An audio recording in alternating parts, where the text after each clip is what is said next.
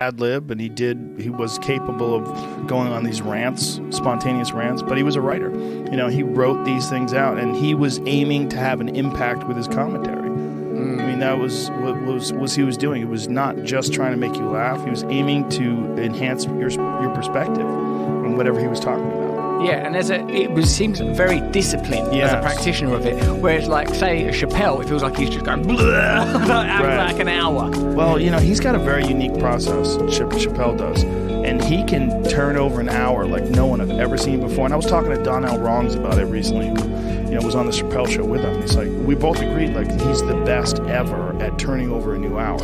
He could release a Netflix special and then have a new hour within a couple of weeks. It doesn't even make sense. I don't understand how he's doing it. It must just flood in. he's in a great space, He's in a great mindset to do comedy. If you pay attention to how, when people study, like if you read Outliers, and you read how when people study why people are great at what they do and what makes them exceptional, there's always a variety of factors. And whatever the factors are with Dave, he's got this easygoing personality, this like very carefree way of looking at things. He's also gone through a lot of bullshit in his career with, the leaving the Chappelle show and, abandoning $50 million and going to Africa and really understanding what his real motivation were. He was caught up in that world where they were trying to change him and commercialize his television show, and he handled it as good as anybody that's ever handled it. Yeah. He handled fame and temptation, I think, better than anyone I've ever heard of. He just said, fuck you. And he just went away. He went away and then didn't do gigs for years. People don't understand. He would show up and do stand-up places, but he wouldn't book anything. So, like, he wasn't getting paid. He did stand-up. Dave Chappelle did stand-up in the park in Seattle. He brought, like, a little amplifier and a microphone, set up, and just started doing stand-up, and people just gathered around. And he did this just to sort of get him back in touch with his roots, because he used to do a lot of street performing in New York, and I saw him do street performing in Montreal. We did a club, and then we came out of the club, and I think Dave was like 18 or 19 at the time, just started doing stand-up on the street and put his hat out, and people would put money in his hat. I mean, he was constantly sharpening that sword. And he stopped doing stand-up for a long time in terms of, like, booking gigs. And then after a while, I said, fuck it, I'm going to come back again. And then he started doing these gigantic gigs. And then, of course, he did his 2 recent Netflix specials were amongst his best work ever. And, and now he's working all the time. He's constantly popping into the Comedy Store and the Comedy Cellar and all these different clubs all across the country, and constantly doing stand-up. Yeah. No social media. Is not involved in any of that stuff. Doesn't do anything. Just performs. Just does his stuff. Yeah, that's interesting. It's like I feel that some people have like found their essence and found their path and live it, like they're a yogi or a priest or something. That's right. That he's just got a devotional. This is who I am. I'm not doing anything that's not that. And that's exhibited even in earlier stuff prior to the the crisis of the 50 million walkaway thing. Like by then, if he was at 18 doing them clubs, he was hardened.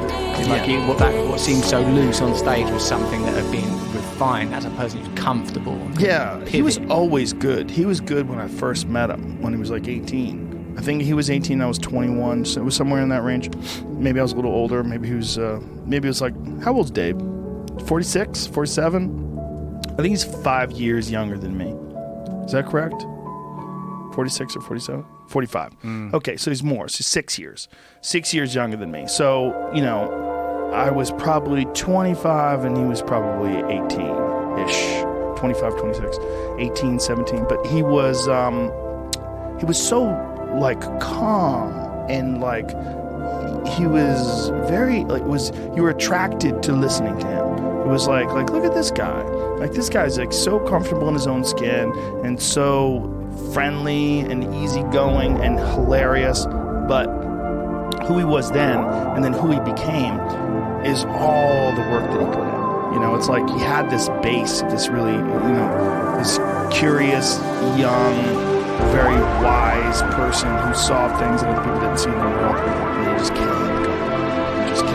And then, of course, The Chappelle Show, which is, in my opinion, the greatest sketch comedy show of all time, even though it was only 2 seasons. It's the best ever. And then after that, he's basically just done stand-up. He's done it completely outside of the system. He's done some parts of movies and shit like that, but for the most part, what he's doing is just stand-up. Completely outside of the Hollywood system. Completely free. Just goes up, just talks some shit, has a couple of drinks, laughs.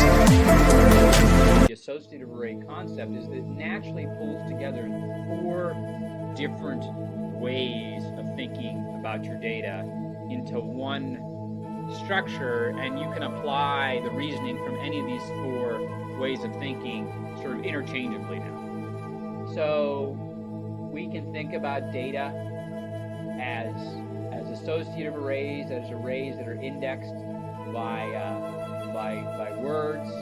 This is similar to what Perl does in hashes of hashes, where we have row keys that are words and column keys that are words, and then values that are words or numbers.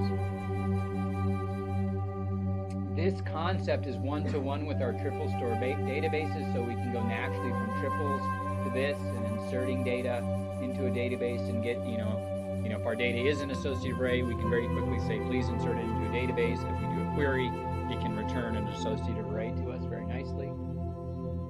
This obviously connects to graphs. So if we want to store relationships in graphs between vertices and entities, so we have Alice Bob cited, which is dual to the linear algebraic matrix formulation of graphs.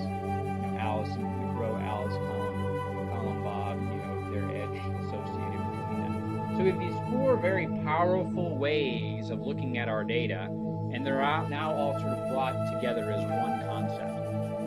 So I kind of argued it's sort of one of the best deals in math you'll get. If you know one, you get the other 3 for free, right? And that's really what the whole point of math is, right? Is if you give me a whole bunch of information, I can calculate something else that you didn't know. And typically in signal processing, that deal is more like, well, if you give me 50 pieces of information, I can give you the 51st. Here, if you give me 1, I can give you 3. So it's a really good bargain.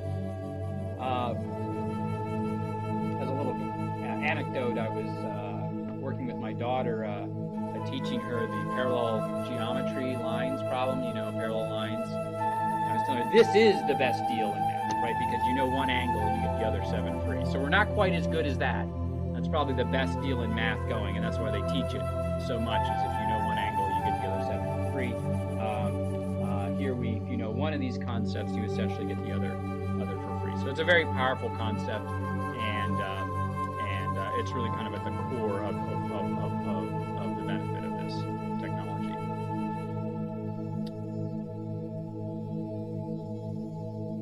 As much as possible, we try and make it that any operation on an associative array returns another associative array. So this gives you sort of the mathematical concept of closure. Linear algebra works because the vast majority of operations on a matrix return another matrix. And so you can compose these together mathematically and create sequences of operation which are conceptually easy to think about. So because of that, we can create operations like adding associative arrays, subtracting associative arrays, ANDing them, ORing them, multiplying them together, and the result of every one of these operations will be another associative array. And so that's a very powerful concept.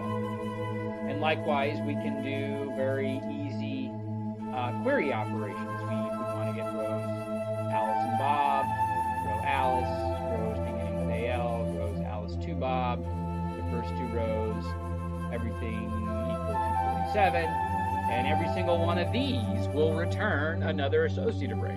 So again, this compositional concept is very, very important.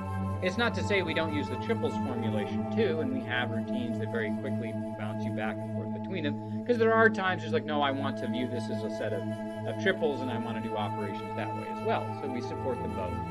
But this is really sort of the core composable aspect. In fact, most people initially develop their codes in this formalism, and then maybe change some of their lines to working on native triples if they need to get some improvement in performance, memory handling, or the we certainly do that too.